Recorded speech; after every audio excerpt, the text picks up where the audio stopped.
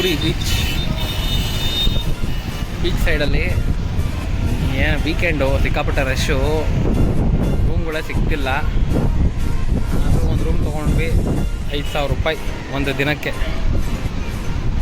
ಚೆನ್ನಾಗಿದೆ ರೂಮೆಲ್ಲ, so view ಮಾಡ್ಬೋದು. So ನಮ್ಮ ರೂಮ್ ಬಂದು ಇಲ್ಲ ಹತ್ರ.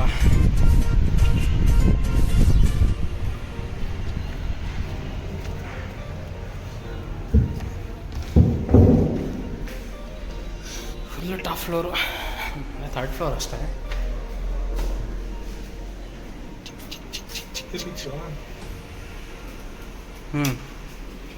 ಇಲ್ಲೊಂದು ಬೆಡ್ಡು, ಅಲ್ಲೊಂದು ಬೆಡ್ಡು. ವಿಡಿಯೋ ರೆಕಾರ್ಡ್ ಮಾಡ್ತಿದ್ದೆ ಅಷ್ಟೇ. ಅಲ್ಲಿ ಆಲ್ರೆಡಿ ಇಲ್ಲ ಅಂದ್ರಾಗ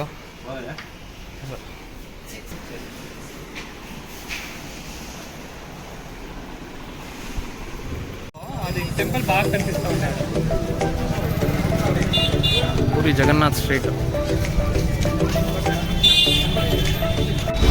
ಪೂರಿ ಜಗನ್ನಾಥ್ ದೇವಾಲಯ ಫುಲ್ಲು ಭಯಂಕರ ದುಡ್ಡು ದೋಸ್ತಾರೆ. ನೋಡಿಕೊಂಡು ನೀವು ಮ್ಯಾನೇಜ್ ಮಾಡ್ಕೊಂಡು ಹೋಗ್ಬೇಕು. ದರ್ಶನ ಮಾಡಿಸ್ತೀನಿ, ಹಾಗೆ ಮಾಡಿಸ್ತೀನಿ, 1,000 ಕೊಡಿ 2,000 ಕೊಡಿ ಅಂತ ತಗೊಳ್ತಾರೆ. ಸುಮ್ಮನೆ ಮಾಮೂಲಿ VIP ದರ್ಶನ ಅಂತೂ ಇಲ್ಲವೇ ಇಲ್ಲ ಇಲ್ಲಿ.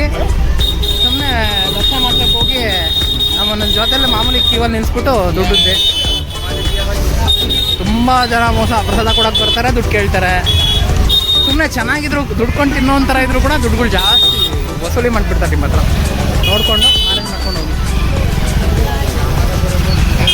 ಬಟ್ ಪ್ಲೇಸ್ ಮಾತ್ರ ಸಖತ್ತಾಗಿದೆ, ಹಳೆ ಟೆಂಪಲ್ಲು. ನೋಡ್ಕೊಂಡು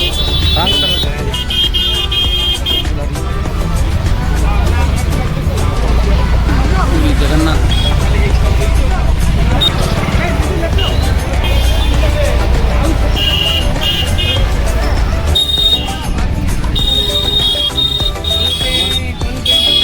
ಒಂದೇನು ವ್ಯವಸ್ಥೆ ಏನಿಲ್ಲ. ಈ ಥರ ಅಂತ ನೋಡಿ ಬರ್ತಾನೆ ಸೈಕಲ್ ಬರ್ತಾನೆ, ಈ ಥರ ಅವರು ಸ್ವಲ್ಪ ಪೂಜಾರಿ ಥರ ಇರ್ತಾರೆ, ದುಡ್ಡು ಮಾಡ್ತಾರೆ.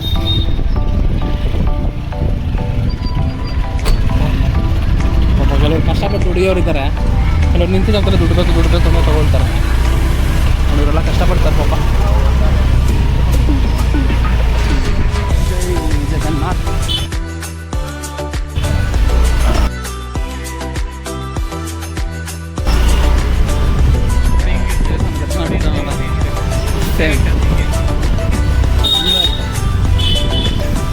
ಇದೆಲ್ಲ ಪುರಿ ಗಲ್ಲಿಗಳು.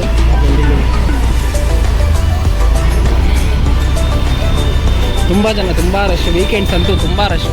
ಆದಷ್ಟು ವೀಕ್ ಡೇಸ್ ಪ್ಲ್ಯಾನ್ ಮಾಡ್ಕೊಂಡ್ರೆ ಬೆಟ್ರು.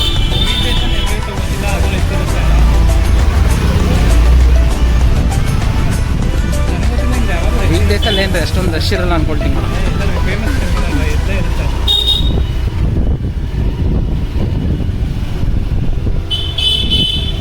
ನೋಡಿ ಈ ಥರ ಊಟ, ಅನ್ನ ಸಾಂಬಾರು, ಓಕೆ, ಪ್ರಸಾದ ಥರ ತಿನ್ಕೋಬೋದು. ಸ್ವೀಟ್ ಜಾಸ್ತಿ ಇರುತ್ತೆ ಅಷ್ಟೇ. ಚೆನ್ನಾಗಿತ್ತು ಊಟ, ತಿನ್ಬೋದು. ಥರ ಸೈಡಲ್ಲಿ ಅಂಗಡಿಗಳಲ್ಲಿ ಮಾಡ್ಕೊಂಡು ಅವು ಕೂಡ ಸಪ್ರೇಟಾಗಿ ಮಾಡ್ಕೊಂಡೇ ತಗೊಬರ್ತಾರೆ ಅಷ್ಟೇ. ಚೆನ್ನಾಗಿದೆ ಕಲ್ಯಾಣಿ, ಊರು ಸೆಂಟ್ರಲ್ಲಿ. ಬದಾ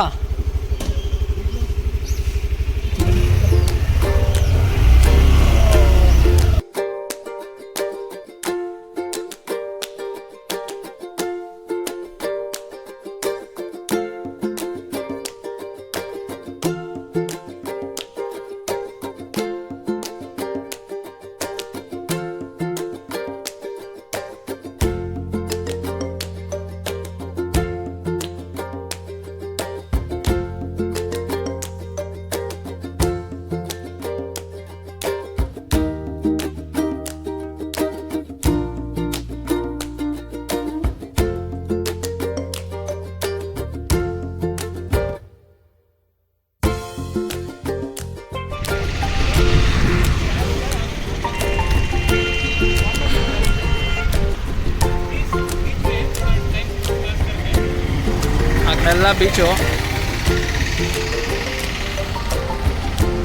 ಕಟ್ಕೊಂಡಿರೋ ಹೋಟ್ಲು.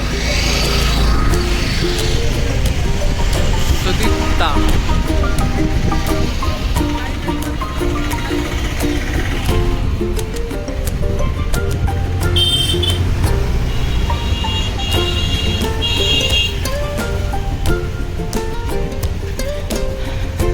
ಯಾರಾಗೋ full tired అయిపోయినావా?